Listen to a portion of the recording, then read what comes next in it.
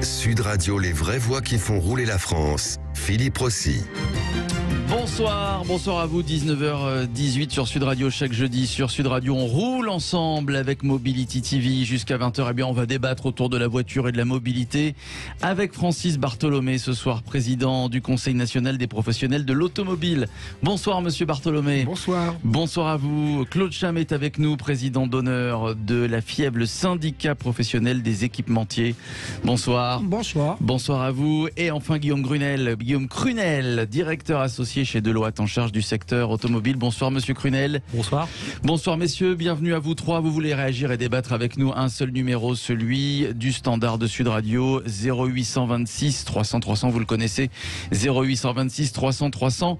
Entrons sans plus tarder dans le vif du sujet. Le 100% électrique est-il vraiment la seule solution ? C'est quand même bien mieux une voiture propre, non? T'as pas encore compris que cette bagnole-là, c'est du bidon? Nuit, jour. C'est pas Versailles ici. Nuit, jour. C'est pas Versailles. Écoute, on va pas s'engueuler pour une bagnole. Les voitures, je suis contre. À cause de la pollution. Elle le sait bien, tellement bien. Ma nouvelle voiture. Ah oui, des nouvelles voitures donc en 2035, on va y revenir, le 100% électrique. Est-ce que ce sera vraiment mieux? Est-ce que c'est vraiment la seule solution pour le secteur automobile? Je vous rappelle que donc les voitures thermiques doivent disparaître en Europe en 2035. C'est proche, 2035. Qui a dit, tiens, la transition vers la voiture propre dépasse les limites de ce que l'industrie peut supporter? Eh bien, c'est Carlos Tavares, le patron de Stellantis. Pour lui, une voiture électrique, c'est 50% de coût additionnel à un véhicule conventionnel. Le tout électrique en 2035. Est-ce qu'on va trop vite? Messieurs, je vous pose la question. Tiens, Francis Bartholomé, est-ce que vous êtes d'accord avec Carlos Tavares? À ce qui est certain, je partage ce que a dit Carlos Tavares. Je crois qu'il faut dire que on est tous... d'accord, pour que lutter contre un réchauffement climatique, lutter contre la pollution des voitures, ça paraît d'un bon sens. Et d'ailleurs, il ne faut pas laisser simplement aux seuls écologistes la parole sur le sujet. Je crois qu'il n'y a pas un distributeur automobile, il n'y a pas un concessionnaire, il n'y a pas une personne qui vit dans nos métiers qui n'est pas convaincue par ce genre de choses. Le seul sujet qu'on a aujourd'hui par rapport à ça, c'est un peu donner le temps au temps. C'est à un moment donné, il y a des choses que l'on peut faire. D'ailleurs, Claude, au niveau de l'industrie, on pourra en parler largement plus que moi. Mais il y a un moment donné, il faut se donner des objectifs. Et tout objectif est intéressant si un jour il est atteignable. Donc inévitablement, oui, il faut aller vers de la voiture décarbonée. Personne n'est contre. Alors le tout électrique, on verra comment il s'ajustera. Mais il faut savoir donner le temps, notamment avec des hybrides rechargeables, qui sont encore des moteurs thermiques. Et le coût des voitures aussi. Alors le coût des voitures, on va en parler évidemment. Le coût des voitures, inévitablement, viendra aussi sur le sujet.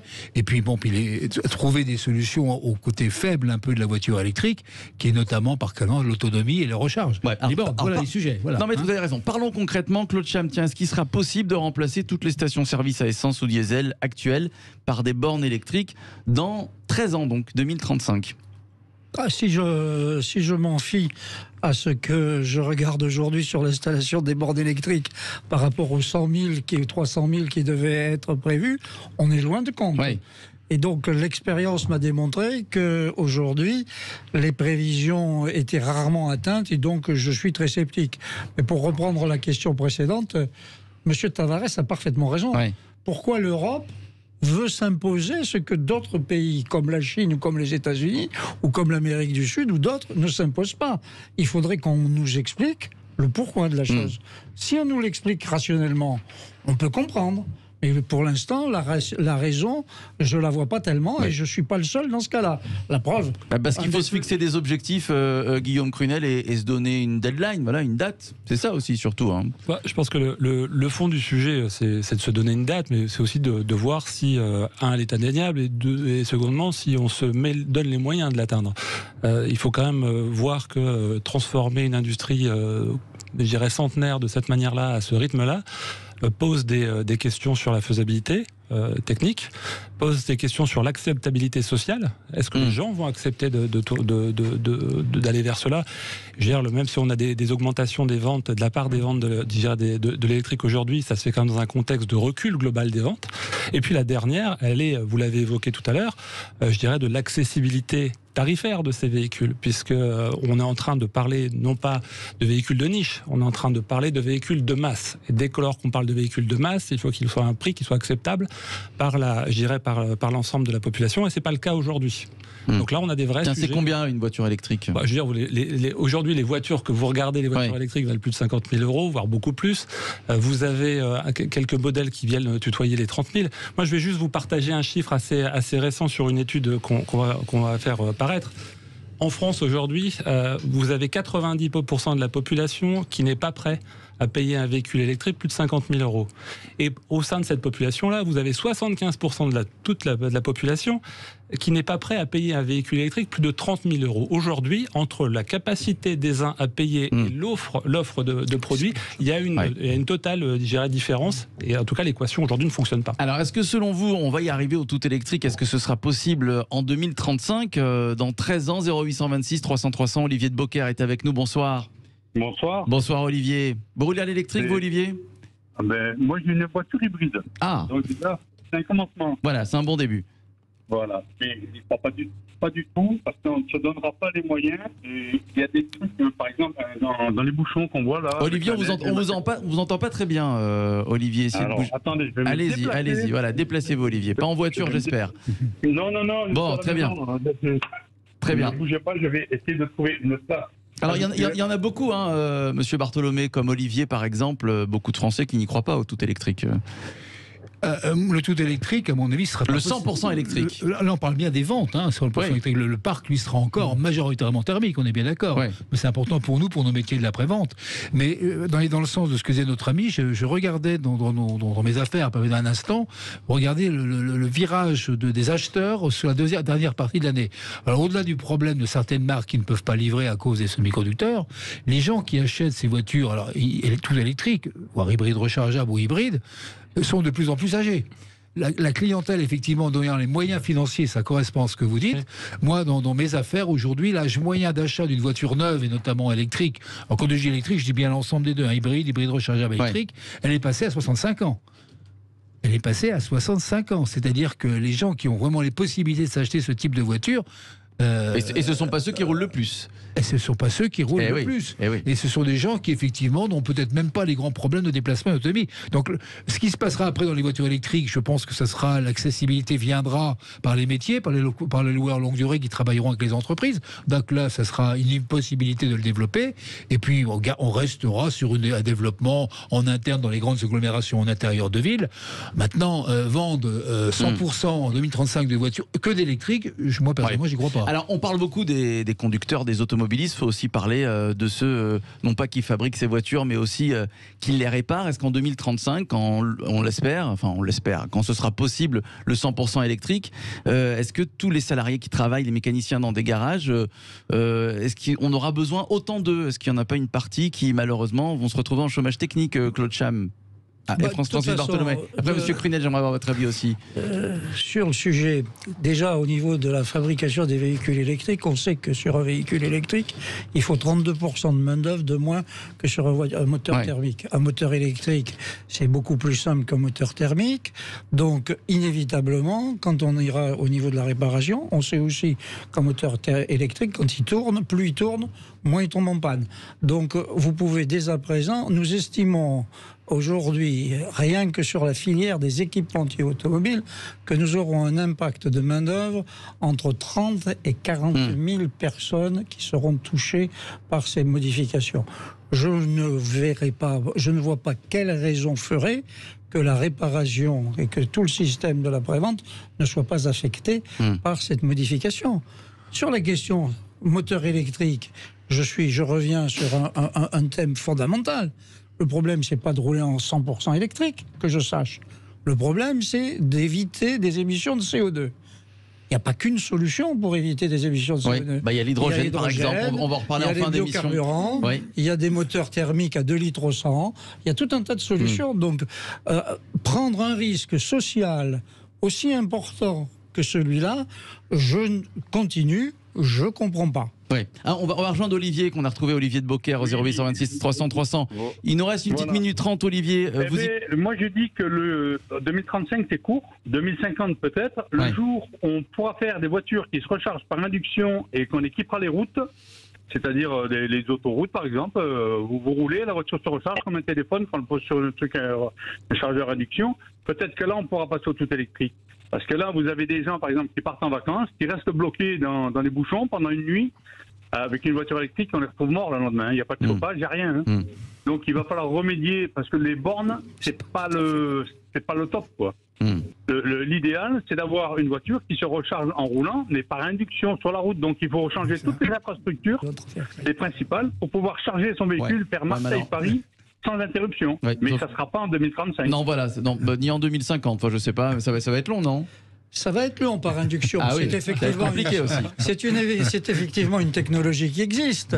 Elle est expérimentale pour l'instant, mais avant qu'elle soit, je dirais, au niveau économique mise en place, je dirais de façon industrielle, il va se passer quand même un peu de temps. Merci Olivier, merci d'avoir réagi, d'avoir débattu avec nous. On va revenir dans quelques instants. Les vraies voix qui font rouler la France. Tiens, on va parler des ZFE, les zones à faible émission, limiter les déplacements.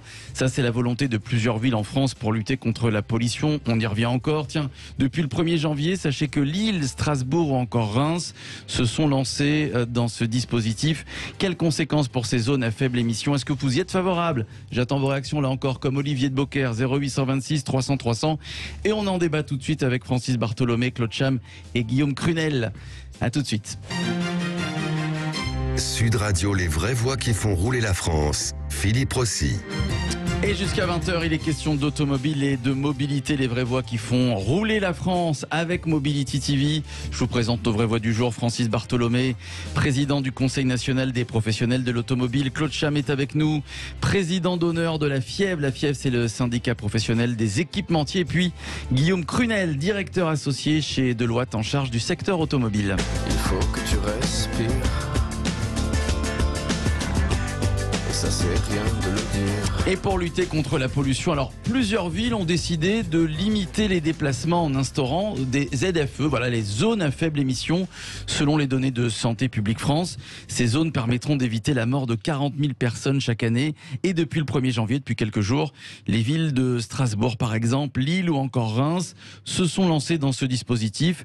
Des zones à faible émission qui ne seront pas sans conséquences. On va en parler pour les artisans par exemple.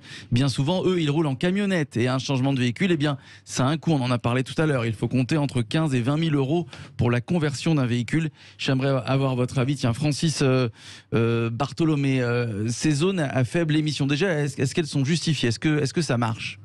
Alors, moi, je peux concevoir qu'inévitablement, si on va vers une réduction des émissions polluantes, que dans les centres-villes, effectivement, dans lesquels, depuis un certain temps, d'ailleurs, les zones 30 existent, on fait disparaître de plus en plus la voiture. À partir du moment où il y a une organisation, que c'est structuré, alors je vous avais parlé de Reims, assurez-moi, donc je connais bien Reims pour participer. Le tout, c'est de se dire quelle est la partie du centre-ville qu'effectivement on peut exclure, qui est tout à fait possible, de donner un peu de temps au temps, c'est-à-dire que les vignettes critères, elles sont pas toutes ramassées pour dire au 1er janvier 2023, il y a le 3, le 4, le 5, la ville de Reims s'est donné le temps nécessaire, une année jusqu'en 2024. Et je peux me dire, parce que vous avez cité Reims, qu'à Reims, en 2024, ils pourront encore rouler les vignettes de diesel critère 2. Donc on voit qu'on peut donner, si vous voulez. Ce qui est vraiment inquiétant, c'est quand, par exemple, une ville comme Paris prend des décisions intempestives telles qu'elles l'ont été pour dire il n'y a plus de diesel dans 1 an ou dans 2 ans. Là, c'est extrêmement compliqué. D'abord, c'est pas envisageable. À tel point que c'est pas envisageable, c'est que toutes les mesures qui auraient dû être normalement répréhendées sont pour l'instant reporté d'1 an. Donc on voit bien que c'était pas envisageable. Ceci étant, dans les villes, moi je suis pas contre d'une organisation, mais qui permette de voir où les gens ont le parking, où qu'on traite devant les gens de l'artisanat, qu'on traite les gens, les commerçants, de regarder, et puis une nouvelle fois de donner le temps. C'est pas désagréable d'avoir des villes où il y a beaucoup de piétonniers, où il y a beaucoup d'un certain nombre de choses, où les gens peuvent en profiter. Quand on est raisonnable sur le sujet, ça me paraît important. Moi, ce que je crains, ce que je regrette beaucoup dans cette affaire, c'est que c'était souvent encore un certain nombre d'idéologies, de car-bashing sur le sujet, qui vraiment, à mon avis, n'a pas lieu d'être. C'est un peu comme ça, d'ailleurs, que c'est préempté un peu par le consommateur ou par le... Et ça, c'est pas dans le bon sens. Claude Cham, ils sont déconnectés, ces élus, ces politiques, voilà, qui comme ça, instaurent des zones à 30 km/h, expliquent qu'en 2035, il faut passer au 100% électrique, sans prendre en compte que les Français, déjà, ont du mal quand ils ont des thermiques à changer de voiture, souvent. Oui, nous sommes à une époque où, effectivement, l'utilisation de certains mots peut amener à la transgression. Je ne dirais pas qu'ils sont déconnectés, mais je me permets de vous dire que je pense qu'ils n'ont pas tout à fait analysé le problème à fond.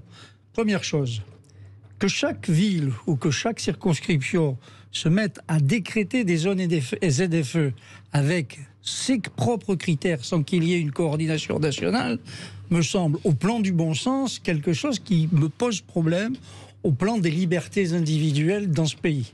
Je pense que le minimum serait qu'il y ait un cadre national qui permette d'en définir les frontières. Deuxième chose, moi j'ai fait faire des études à la Fièvre sur ces zones et ZFE qui sont aujourd'hui implantées et qui sont déjà efficaces.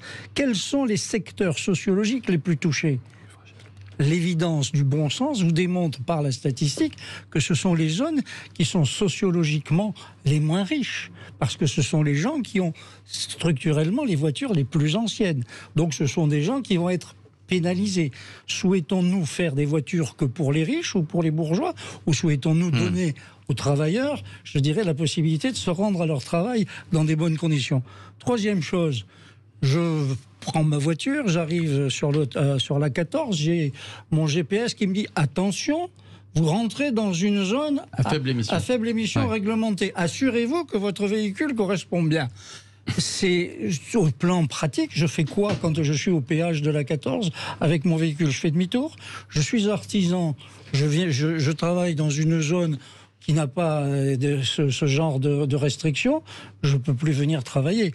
Je trouve que tout ceci est fait de façon pas cohérente. Je trouve que ceci est bien précipité et je pense que ceci relève plus de l'idéologie que, je dirais, du bon sens et que l'on cherche à améliorer, je dirais, les émissions de gaz à effet de serre.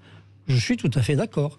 Mais faisons-le. Faisons-le bien. Guillaume Fresnel, vous êtes d'accord avec Claude Cham et Francis Bartholomé? Je pense qu'on peut être que d'accord sur le fond. Maintenant, je veux dire, le vrai principe, on peut tous aspirer à des villes plus respirantes, c'est tout à fait normal. La vraie question, c'est que quand on enlève une possibilité, un moyen de transport, il faut avoir mis en place une alternative. Voilà. Je pense qu'on a tous Paris en tête, mais Paris est une ville où il y a déjà des alternatives qui existent. Aujourd'hui, la loi telle qu'elle est faite va imposer des ZFE dans toutes les villes qui sont de plus de 150 000 habitants. Ça fait une trentaine en France. On n'est pas dans cette même offre de transport public, d'offre de mobilité. Donc il y a un vrai sujet là-dessus. Après, l'aspect de la progressivité est importante. Aujourd'hui, sur les billets de critères, la première chose, c'est de supprimer la critère 5. Critère 5, c'est des véhicules diesel contre 20 et 25 ans. On peut considérer que c'est important, mais c'est pas le gros du parc. Mais quand on va un peu plus vite, on voit qu'il y en a certains parlent maintenant de limiter au critère 3 horizon le mois de juillet pour certaines grandes villes. Critère 3, c'est quoi? C'est des véhicules diesel entre 10 et 15 ans. Le parc moyen français des véhicules est de 10 ans et demi, voire un peu 11 ans. Il faut voir qu'au moment où on a acheté ces véhicules-là, la part du diesel dans le mix global que nous, français, nous poussions, est plutôt de 80%. Donc, on va arriver sur des choses qui ont des vraies conséquences pour les gens. Il faut mettre en place des solutions alternatives, voire des solutions de financement. Et là, pour le moment, le compte n'y est pas vraiment.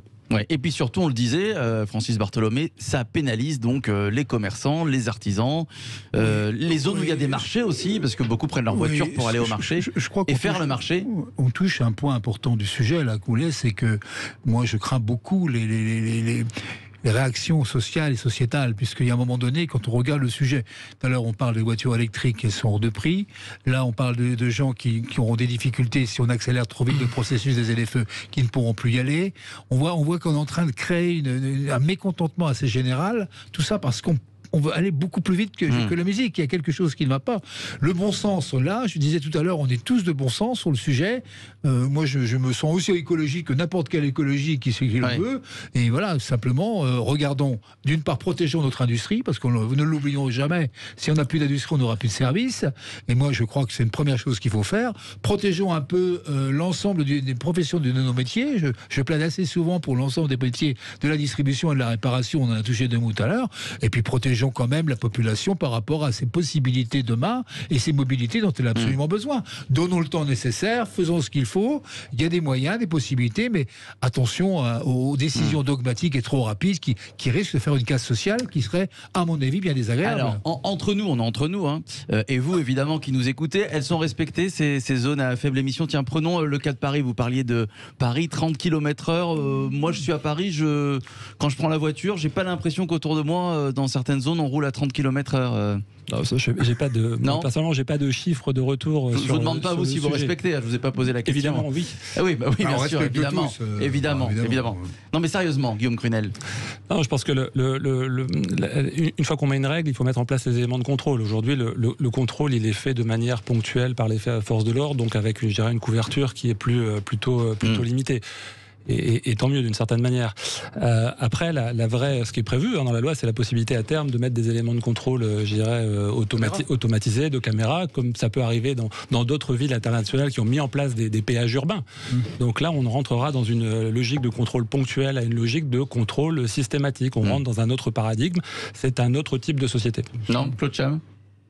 Écoutez, moi, si nos jeunes enfants, petits-enfants, et si vous souhaitez vivre dans un monde complètement hyper contrôlé, réglementé, etc., allons vers ça. C'est ce qui se passe en ce moment. En tous les cas, personnellement... C'est assez contrôlé en ce moment. Oui. Moi, je suis un amoureux de la liberté. Ma voiture m'a toujours permis, quand je voulais, à n'importe quelle heure, d'aller où je voulais, comme je le voulais, tranquillement. J'espère pouvoir en bénéficier jusqu'à la fin de mes jours. Et je rêve pas de ce monde-là pour mes enfants ou mes petits-enfants. Francis Bartholomé. C'est clair que un monde à la chinoise où tout est contrôlé par la partie visuelle et permanent, moi, non, c'est un monde que je ne veux pas voir non plus. Maintenant, tout à l'heure, on a parlé de zone 30. Les zones 30 ne sont pas obligatoirement les ZFE. Les zones 30 peuvent se comprendre. Une ZFE. Le problème de la ZFE, c'est cette façon de vouloir dans une ville. Les zones d'émission, en fait, certaines voitures, on parlait des critères, n'ont pas le droit d'y entrer. C'est ça la différence avec les zones 30. Après, c'est quoi la ZFE, si vous voulez?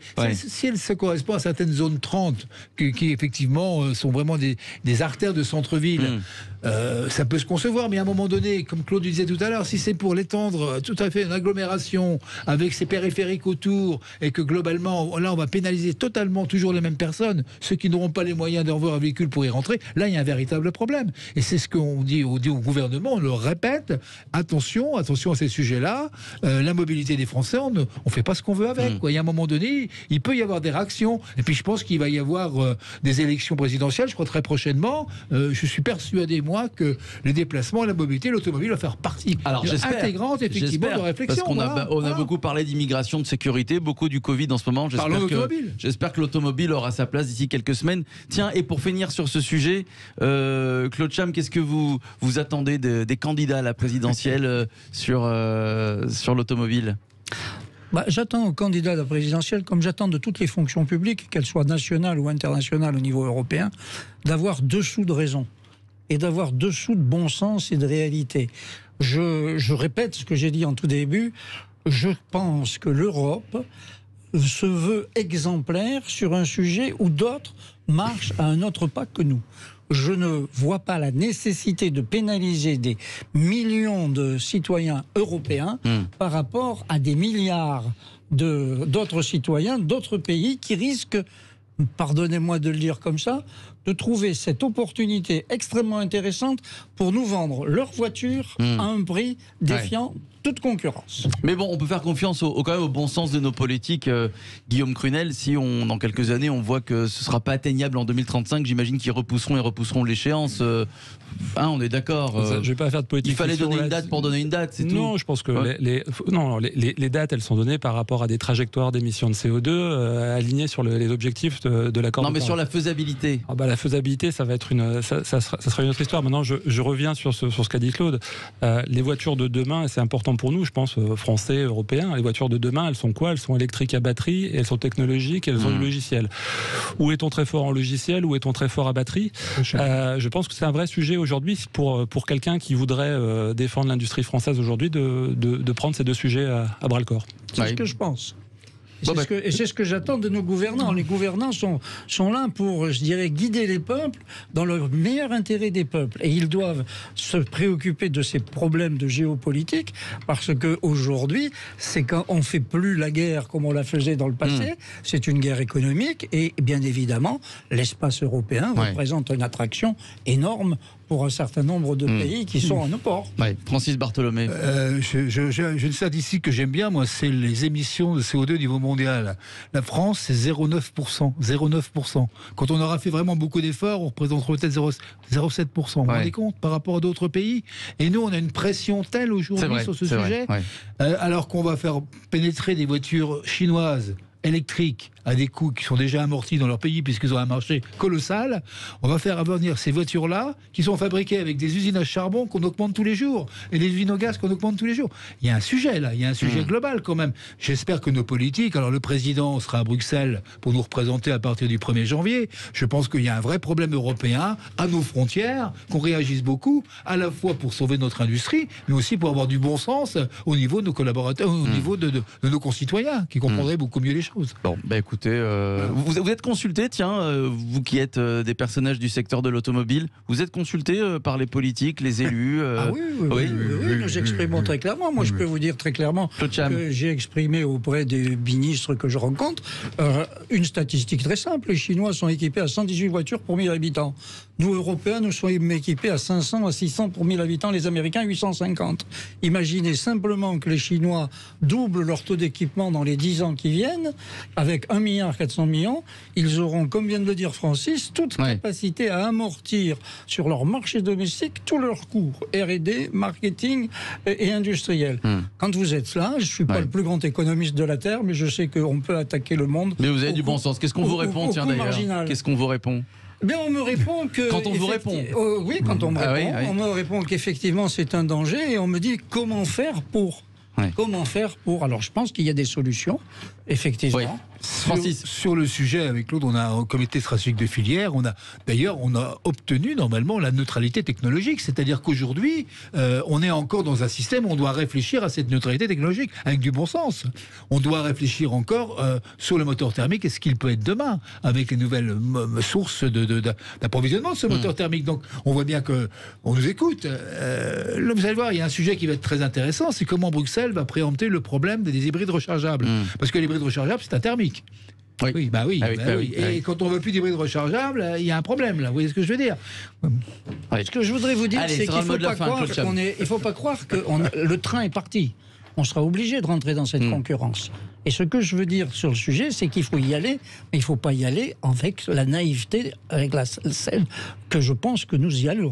Mais le train d'une nouvelle mobilité, il est en route et on ne l'arrêtera pas. Donc il va bien falloir qu'on s'adapte. Allez, on va se retrouver dans un instant. Merci à vous, Guillaume Crunel, directeur associé chez Deloitte en charge du secteur automobile. Merci, monsieur Crunel. On va se retrouver dans quelques instants et nous recevrons, à votre place, Pierre-Étienne Franc, fondateur de la plateforme 5T Hydrogène. L'objectif de Pierre-Étienne Franc, produire de manière industrielle. On en parlait d'ailleurs, de l'hydrogène vert propre, sans énergie fossile. Il répondra à vos questions, Francis Bartholomé et Claude Cham, les questions des vraies voix qui font rouler la France. Ce soir et désormais, notez bien, tous les jeudis soirs sur Sud Radio, avec vous aussi au 0826 300 300. À tout de suite. Sud Radio, les vraies voix qui font rouler la France. Philippe Rossi. Avec Mobility TV et jusqu'à 20h, les vraies voix qui font rouler la France sur Sud Radio. Ce soir, je suis entouré de Francis Bartholomé, président du Conseil national des professionnels de l'automobile, de Claude Cham, président d'honneur de la FIEV. La FIEV, c'est le syndicat professionnel des équipementiers. Puis, je vous propose d'accueillir tout de suite Pierre-Étienne Franc. Bonsoir. Bonsoir. Bonsoir à vous, bienvenue sur Sud Radio, fondateur de la plateforme 5T Hydrogène. Vous levez des fonds pour donc produire, et on en parlait tout à l'heure, de cette alternative aussi au 100% électrique de manière industrielle, de l'hydrogène vert, donc propre, sans énergie fossile, objectif 1,5 milliard d'euros. Alors, j'ai noté, moi, tout à l'heure que vous étiez déjà engagé dans le fond sur 800 millions d'euros, mais on peut le dire aujourd'hui, et c'était une exclusivité, vous avez atteint le milliard, Pierre-Étienne Franc. Alors, non seulement on a atteint le milliard, mais les 800 millions étaient des engagements qui n'étaient pas encore fermes. Mais là, entre-temps, le fonds que nous avons lancé en partenariat avec la société Ardian est maintenant doté et en actif, en investissement d'1 milliard d'euros, et espère bien entendu arriver à 1,5 milliard, 1,8 milliard dans les quelques mois qui viennent. C'est l'objectif. Et va investir, juste je précise, parce que la particularité de ce fonds qu'on a lancé avec le support de très grands industriels français, notamment Air Liquide, Total, Vinci, mais aussi des Américains, Plug Power et d'autres qui sont des leaders de l'hydrogène, c'est pour la moitié de ce fonds de faire en sorte que le déploiement de l'hydrogène dans les transports se fasse. Donc on est un fonds qui va aider à investir dans les infrastructures de transport. Quand vous savez que les directives européennes vont imposer de déployer des bornes de recharge d'un côté, mais aussi de l'hydrogène, et notamment des bornes hydrogène, enfin des stations hydrogène un peu partout sur le territoire européen, il faut des acteurs, investisseurs financiers pour faire en sorte que ça arrive. Et si ça arrive, alors on peut basculer sur une mobilité hybride entre l'hydrogène, l'électrique et du thermique amélioré. Donc c'est pour ça que ce fonds, il a un rôle particulièrement significatif dans les transports. Quand j'avais envisagé de monter ce fonds il y a plus de 2 ans, j'étais alors du côté Air Liquide, c'était vraiment pour ça.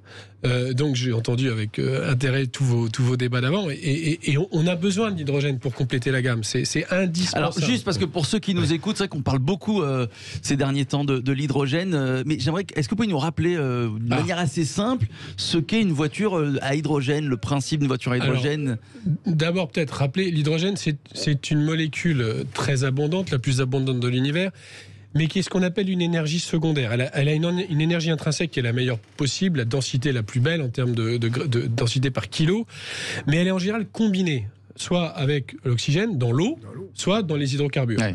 En fait, quand vous brûlez des hydrocarbures, vous brûlez beaucoup d'hydrogène. Donc c'est une molécule qui est intéressante parce que si on la récupère avec un peu d'énergie, d'électrolyse de l'eau, on a de fait une source d'énergie propre, très dense. Donc dans une voiture électrique, elle apporte quelque part ce que la batterie ne sait pas faire.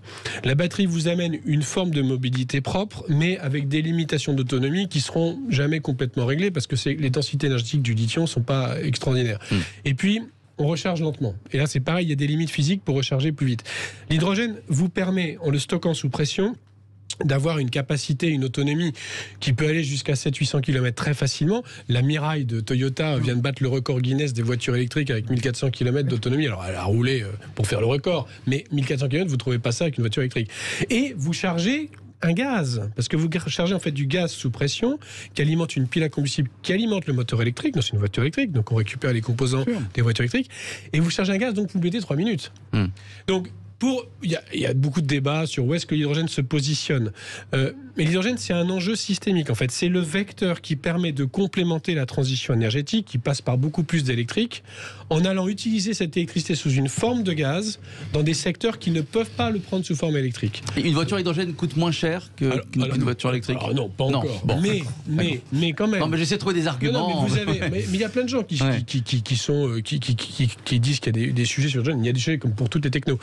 Une voiture électrique, je crois que la Mirai, elle est autour de 60 000 euros. C'est bien sûr que c'est trop cher, mais enfin, vous êtes encore sur des séries de petite taille. Vous êtes sur 10 000, 20 000 véhicules par an.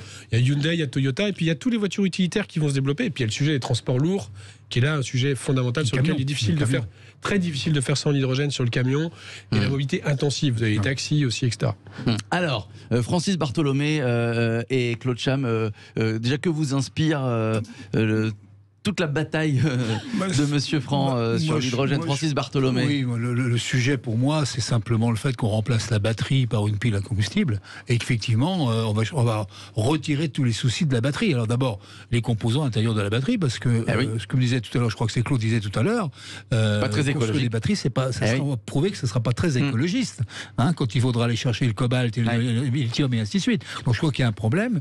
Deuxièmement, moi qui est quand même au contact des clients en permanence, et quand on parle de demain de nouvelles technologies et de rouler propre. Le vrai sujet d'aujourd'hui, c'est quand même, qu'on le veuille, qu'on le veuille pas, c'est quand même l'autonomie. Même si on va mettre des investissements énormes sur les bornes et qu'on va tous y aller, je veux simplement qu'un jour de départ en vacances, tout le monde avec sa voiture électrique, imaginez l'autoroute A6, quoi. Il va falloir faire quelque chose. Non, il y a des vrais sujets. Je crois que là, on apporte une solution. Alors maintenant, ce qui se dit, vous avez donné un élément de réponse. Le vrai problème qu'on a aussi à nos clients, à nos automobilistes qui roulent, c'est qu'aujourd'hui, il va être très cher et très coûteux de fabriquer l'hydrogène propre. Je crois que c'est ça le vrai problème. Alors, comme toute technologie qui démarre, il y a un enjeu de passage à l'échelle. C'est pour ça que ce fonds existe et que les gros industriels se sont mobilisés et que les financiers vont rentrer aussi. C'est qu'il faut arriver à baisser les coûts. À plusieurs niveaux. D'abord, produire de l'hydrogène vert, puisque c'est ça l'enjeu. Si on fait de l'hydrogène à base de charbon, c'est comme les Allemands qui conduisent des voitures électriques avec une énergie à moitié charbon. Je veux dire, c'est très sympa, mais enfin bon, ça n'a pas grand sens. Ça a sens pour l'usager. Les émissions locales sont bonnes, mais le bilan global n'est pas génial. Donc, si je veux le faire propre, je le fais par électrolyse de l'eau. Ça marche très bien. Mais c'est beaucoup moins efficace que de casser la molécule de gaz. Alors, d'ailleurs, entre guillemets, on peut aussi casser la molécule de gaz et garder le CO2. C'est ce qu'on appelle du carbone capture. C'est pour ça que les pétroliers s'intéressent beaucoup au sujet. Mais on peut le faire par électricité. L'intérêt de l'hydrogène, c'est que je peux rassembler tout le monde. Parce que c'est la molécule ultime du gaz naturel et c'est la molécule que je peux utiliser pour développer de très grandes quantités d'énergie renouvelable et les stocker. Alors, ça coûte plus cher. Ça coûte 2-3 euros du kilo de plus. Et 1 kilo, c'est 100 km avec une voiture, en gros, en performance. Donc, il faut diviser par 2 les prix. En fait, le passage à l'échelle, la baisse des coûts de l'énergie renouvelable font qu'on s'en rapproche. Mais il y aura un léger surcoût, je pense. Et je pense qu'il y a quand même quelque chose... Je vais peut-être ça va peut-être pas être très agréable aux auditeurs, mais on passe dans un monde énergétique renouvelable. Le coût de l'énergie dans le budget des ménages va monter un peu. Il faut se dire la vérité. Et simplement, on va optimiser sur d'autres choses parce que les bénéfices d'une énergie propre vont se retrouver sur le coût de la santé, sur le niveau de vie des gens, sur la qualité de vie, etc. Mais à long terme, mais à long terme. Donc le sujet, c'est de gérer ça. Oui. Et le deuxième point, c'est qu'il faut mettre en place ces infrastructures. Alors vous l'avez très bien dit, il faut comparer les choses. La difficulté avec l'hydrogène qu'on essaye de régler avec ce fonds, c'est qu'il faut mettre tout de suite un réseau. Parce que si vous n'avez pas de réseau, vous n'avez pas de bande de recharge chez vous, donc vous ne pouvez pas avancer. Donc vous devez tout de suite mettre quelques milliards. Mais enfin, pour la France, par exemple, il faudrait mettre 2-3 milliards pour avoir une infrastructure complète. C'est un tiers du prix de la ligne TGV entre Paris et Lyon. Et on n'a pas forcément besoin de commencer par ça. On peut commencer par des petites zones territoriales pour les logistiques, les mobilités intensives. La différence avec les bandes de recharge, c'est que quand vous avez fait votre réseau, c'est comme une réseau de station-service. Ensuite, vous allez grossir la taille du réseau, mais vous n'allez plus réinvestir énormément. Les bandes de recharge, vous allez investir de manière linéaire avec la progression du trafic. Puis progressivement, vous allez tirer sur le réseau parce qu'il va falloir prendre beaucoup d'électricité. Ouais. Donc au final, ça coûtera plus cher que l'hydrogène. Des études ont été faites en Allemagne et dans d'autres pays pour montrer qu'au bout d'un certain niveau d'équipement de voitures hydrogène versus électrique, l'hydrogène coûte moins cher. Bon, il vous a convaincu Pierre-Étienne Faure, Claude Cham. Non, vous êtes déjà convaincu par l'hydrogène? J'écoute avec attention. Moi, vous savez, je regarde ça avec beaucoup d'humilité et j'écoute les experts. Quand je vois des sociétés comme Toyota qui se sont lancées et que vous écoutez Didier Leroy qui vous explique que la stratégie de Toyota est d'avoir une multiplicité de solutions, je pense que ces gens-là ont raison. Je pense que l'hydrogène est incontestablement une des possibilités d'aller vers une mobilité beaucoup plus propre. Donc je pense qu'il faut... Alors il y a encore des problèmes, comme ça vient d'être dit, de coûts. Ces problèmes de coûts se résolveront, à mon avis, dans le temps. Il y a, par contre, une certitude que nous avons tous. C'est que pour tout ce qui est le transport lourd, le transport maritime, le transport ferroviaire, l'hydrogène est une solution. Et puis le dernier sujet, c'est qu'aujourd'hui, nous avons une dépendance à une énergie qui est le pétrole. Tout le monde dit que les problèmes de souveraineté amènent à devoir reposer des questions. L'hydrogène, il est partout. C'est la ressource que nous avons le mieux répartie dans le monde entier. Je pense qu'il faut faire des calculs en prenant en compte tous les paramètres, c'est-à-dire le coût, la souveraineté, l'approvisionnement à proximité, etc. Et donc l'hydrogène est incontestablement, pour moi, une des solutions qui permet d'aboutir à ce que je dis toujours, réduire les émissions de gaz à effet de serre. On y revient. En quelques secondes, Pierre-Étienne Franc. Les questions d'emploi aussi, vous citiez les batteries. Sur les batteries, on a un peu perdu la guerre contre les Chinois sur la capacité à produire pas cher. Sur l'hydrogène, c'est encore jouable. C'est pas gagné, mais c'est encore jouable. Et l'autre point, c'est que quand vous achetez pour 10 euros, parce qu'un kilo d'hydrogène, ça va coûter entre 10 et 7 euros demain, parce que ça va baisser. Si vous achetez 10 euros d'hydrogène, la part d'énergie dans le coût, c'est moins de 10%. Le reste, c'est de la part locale. Donc, c'est des emplois locaux. Merci à vous, Pierre-Étienne Franc, fondateur de la plateforme 5T Hydrogène. Merci à vous, Francis Bartholomé, président du Conseil national des professionnels de l'automobile. Et Claude Cham, qui était avec nous, président d'honneur de la FIEV, le syndicat professionnel des équipementiers. Voilà les vraies voix qui font rouler la France désormais. Et à partir d'aujourd'hui, c'est chaque jeudi sur Sud Radio. Dans un instant, le Loft Music. Yvan Cujous qui reçoit notre ami Guy Carlier ce soir.